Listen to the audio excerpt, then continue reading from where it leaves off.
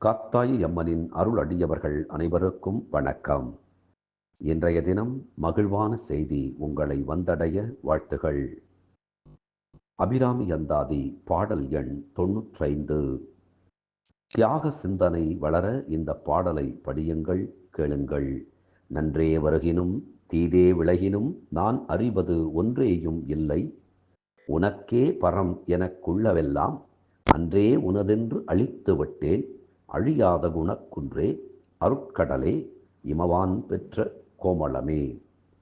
அழிவு என்பதே இல்லாத குணக்குன்றே, அருளாகிய கடலே, இமயத்து அரசனாகிய என்னுடைய செல்வியே, என்னுடைய பொருள்கள் அனைத்தையும் உனக்கு அன்றே நான் வழங்கிவிட்டேன். இனி நன்மையும் தீமையும் நான் உணரத்தக்கது இல்லவே இல்லை. என்னுடைய பாரம் யாவும் உனக்கே என்று நான் தந்துவிட்டேன் அம்மா. ஆம், மனதிலே தியாகமான சிந்தனை என்பது அரும்பிவிட்டால் நமக்கு அதன் பிறகு எல்லாம் நன்மையாகவே நடக்கும்.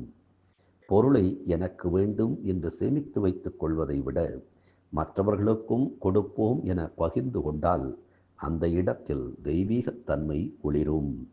பொருட்களை சேர்க்கக்கூடிய அந்த சுயநலம் மாறி பொதுநலம் பெருகிவிட்டால் அம்பிகை நம்மை அணைத்து காப்பாள்.